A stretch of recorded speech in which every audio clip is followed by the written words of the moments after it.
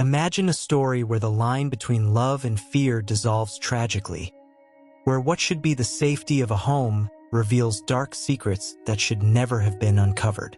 Do you think you know your family? What if I told you that often the worst monsters aren't in the stories we tell before bed, but within our own homes? In this shocking and true account, you will discover that not everyone meant to protect is a hero. Stay with me and uncover how one simple decision can change the course of a life, and maybe even save yours. Bonella Susanna never had a fair chance. Since childhood, her life has been marked by extreme poverty, neglect, and abuse.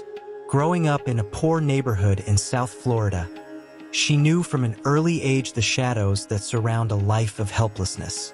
Her mother, involved in drugs and violent relationships, was rarely present. Bonella had to learn to cope on her own, often taking on responsibilities that no child should have to carry. The reality around her was chaotic. A home where the sound of violent fights and the constant fear of police intervention were normal. At the age of 11, her life was dealt an even crueler blow. Bonella became pregnant, and the weight of responsibility fell on her fragile shoulders. With her own childhood abruptly interrupted, she gave birth to her first child, Christian, when she was still a girl. Without the support of her mother or any stable adult figure, Bonella found herself thrown into a world where looking after a baby was her only priority. She had no experience, emotional structure, or means to provide adequately for herself and her son. Life became a constant struggle, driven by the need to survive. In the first few years after Christian's birth, Bonella's situation deteriorated even further. She and her son lived in a series of temporary homes, shelters, and on acquaintances' couches. Without a fixed place to stay, they often had nothing to eat and nowhere to sleep. Her mother's neglect and the lack of a support network pushed them into increasingly precarious situations. One of the worst moments came when Christian, aged just 2, was found wandering naked through a parking lot in the early hours of the morning, while Bonella's mother, who was supposed to be looking after him, was intoxicated in a nearby hotel. The Department of Children and Families, DCF, intervened, placing Bonella and Christian in temporary foster care. It was at this stage of her life, at the age of 18, that Bonella believed she had found a way out.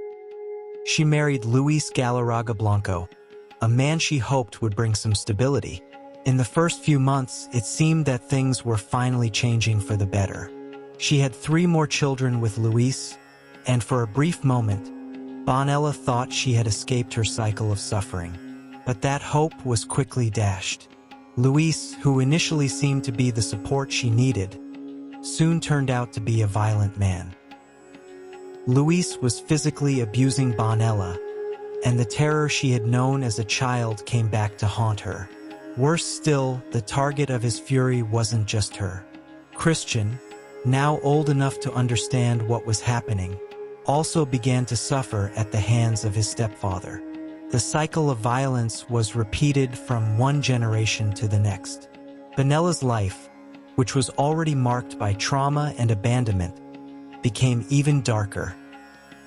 The breaking point came in 2010, when Christian arrived at school with a swollen and bruised face.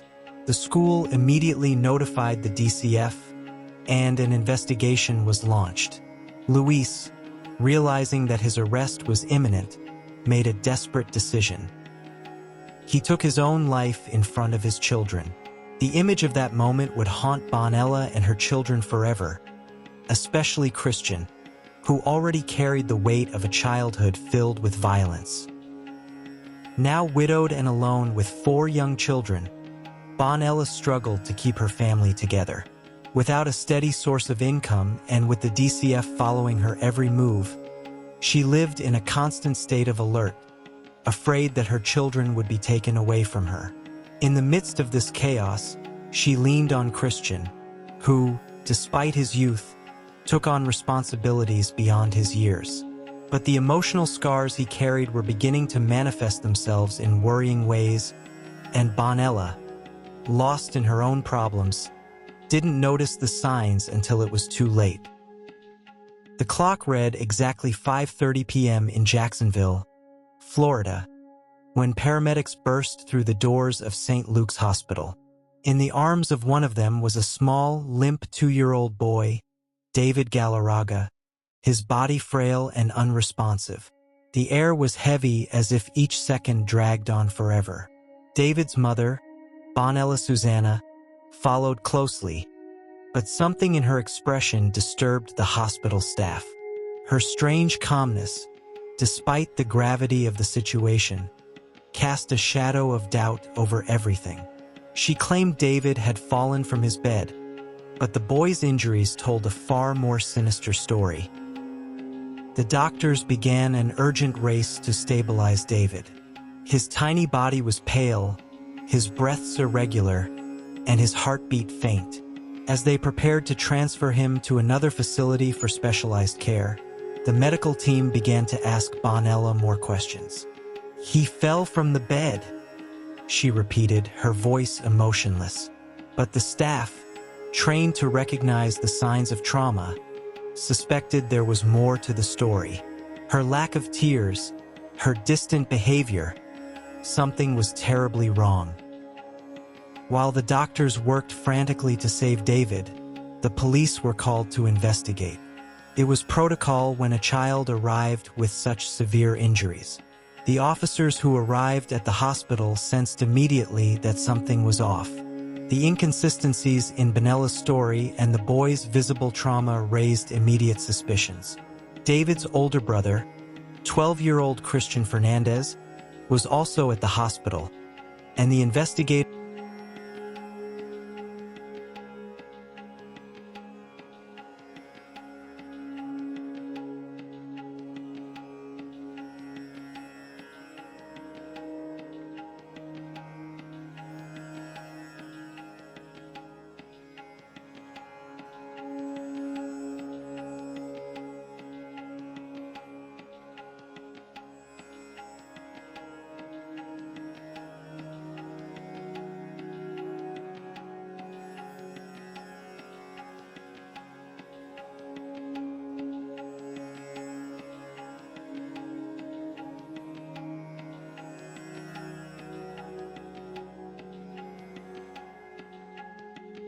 As Christian began to talk, the police noticed the lack of emotion in his voice.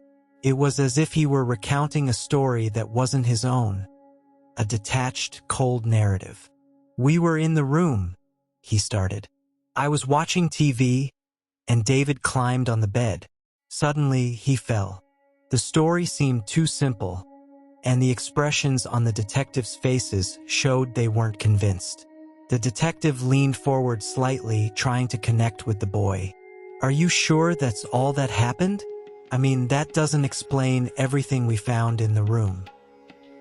That night, at the hospital, the medical team had discovered bloodstains on the carpet next to a school backpack.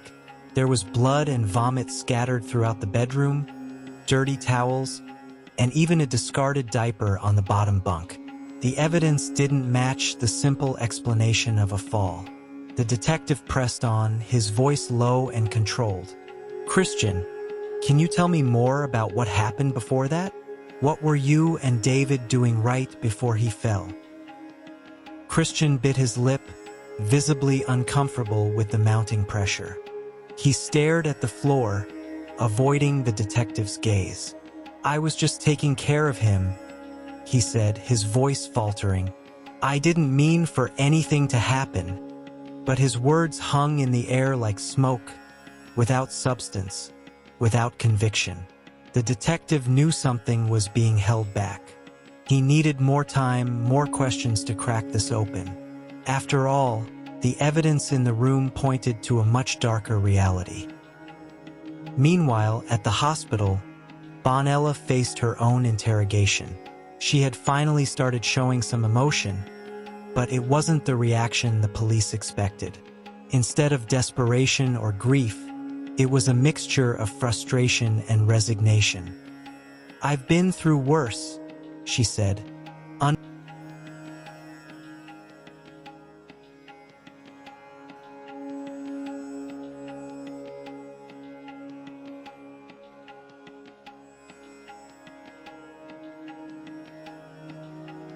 At the police station, detectives were beginning to piece together a puzzle far more complex than they had initially imagined. Benella's story from the hospital started to crumble as more evidence came to light. With each question, her version of events subtly shifted. First, she said she had been in the kitchen when David fell. Then, she admitted she had actually left the house at the time. "I went to the bank," she said casually, as if it were no big deal. Christian was watching his siblings. This revelation raised alarm bells for the detectives. Leaving a 12-year-old in charge of 3 younger siblings was concerning in itself. But there was more. Something about the way Bonella spoke about Christian felt off, as if she were hiding more than just the truth of what had happened that day. "He called me right after," she said hesitantly. "I came home as soon as I could." However, the evidence suggested there had been a much longer delay between the supposed accident and Benella's return home. When the detectives pressed Bonella about the time discrepancy, she began to waver. "I was scared," she confessed, "afraid they would think I wasn't taking care of the kids." But the fear she expressed didn't seem to be for David's well-being. It was clear she was more concerned about herself. As Bonella tried to dodge the increasingly pointed questions, the detectives decided to confront her with the evidence they had collected from the apartment. There was blood, a lot of blood, all over the room. David didn't just fall out of bed, did he? One detective pressed, watching her reaction closely. Bonella froze, her eyes darting around the room. I don't know how all that happened," she muttered, but her voice betrayed growing nervousness. With every new piece of information revealed, it became clearer that this family was hiding dark secrets. Meanwhile, in the next room, Christian was starting to show signs of wear. The pressure of the interrogation and the guilt over what had happened to his brother were slowly breaking down his defenses. "Christian," the detective began softly, almost fatherly, "we know you're hiding something. We know it wasn't just a fall." The boy, his eyes brimming with tears, looked down at the floor. "I didn't mean to hurt him," he whispered, his voice barely audible. The revelation the detectives had been waiting for was finally coming. "Tell me what really happened," the detective urged, giving Christian space to confess. Christian took a deep breath, his hands trembling. "He was crying, and I got angry," he began, his voice shaking. I pushed him into the bookshelf." The room went silent, the only sound the distant ticking of a clock. "You pushed him? How many times?" asked the detective, now with a more serious tone. Christian hesitated before answering. "Twice," he admitted. The second time, he stopped crying. Christian's confession left the detective stunned. What had started as a moment of impulsive anger had escalated into a tragic accident. "And what did you do afterward?" the detective asked gently, trying to keep the boy calm. "I put him in bed."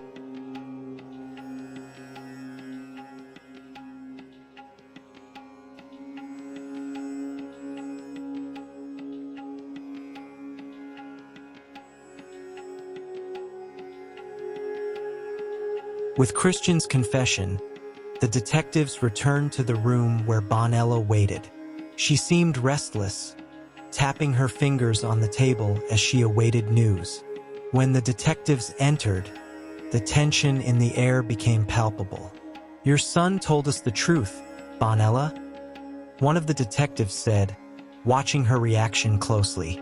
Bonella's face froze, her expression shifting from confusion to panic within seconds.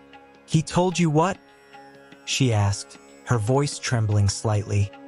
He told us he pushed David into the bookshelf. Twice, the detective replied firmly. Bonella's face went pale. She began to stammer, trying to justify Christian's behavior. He didn't know what he was doing, she babbled, her words tumbling out. He just wanted David to stop crying, but the detectives were no longer willing to accept excuses.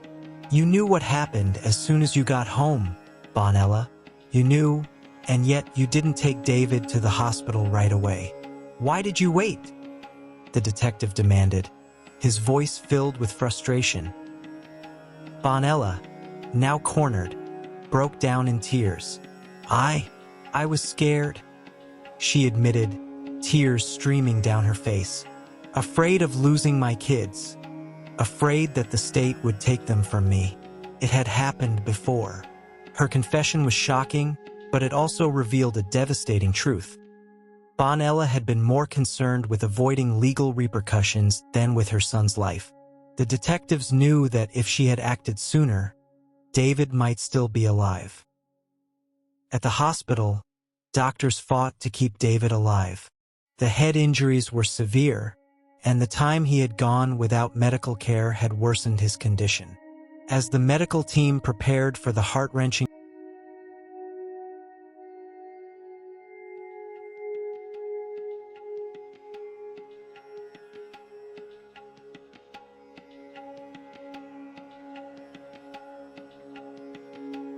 Welcome to Spooky Stories.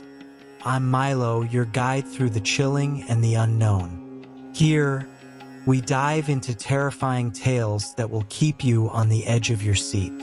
Join our community of thrill seekers, and let's explore the darkness together.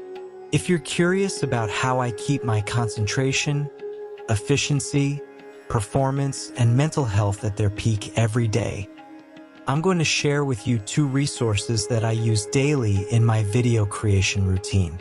First, breathing for sleep.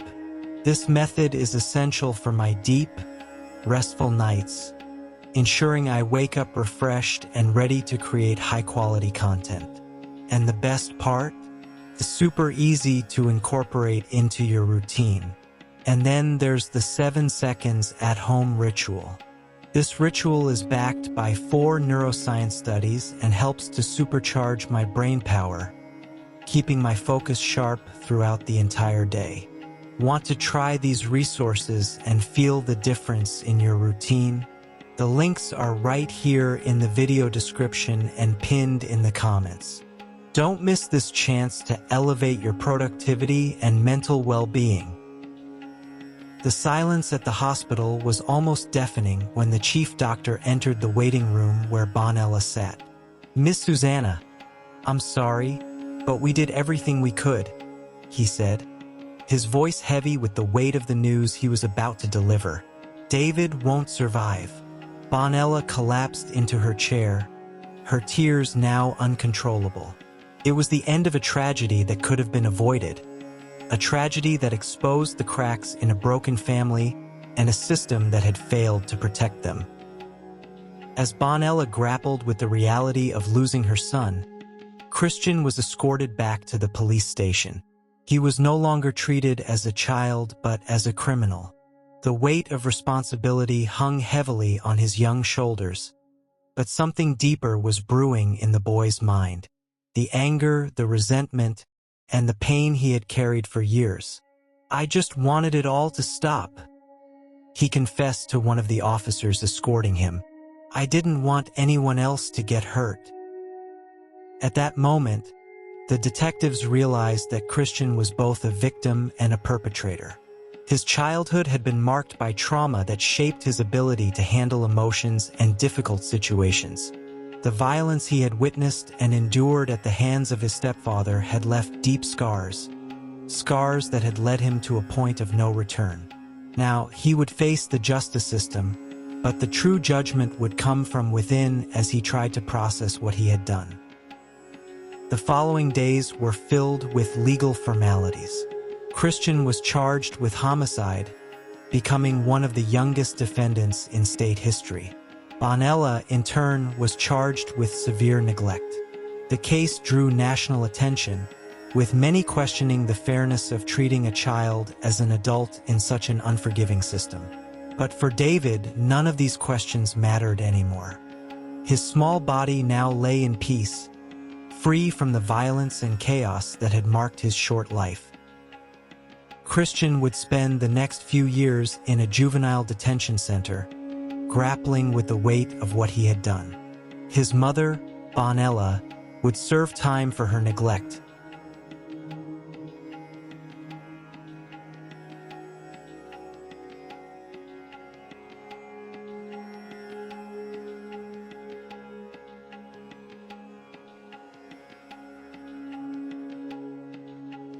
Now that you've uncovered the dark truth behind the story, it's time to reflect. How many situations like this are happening around you without your knowledge? Are you paying attention to the signs? Would you have made a different choice?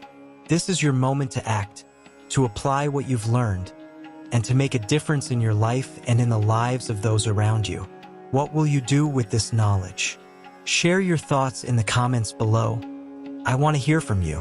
And before you go, click on the video that's on the screen to dive even deeper into this world of mystery. Don't forget to subscribe to Spooky Stories and turn on notifications so you can keep learning with each new tale. Who knows, the next warning sign you spot might just save a life.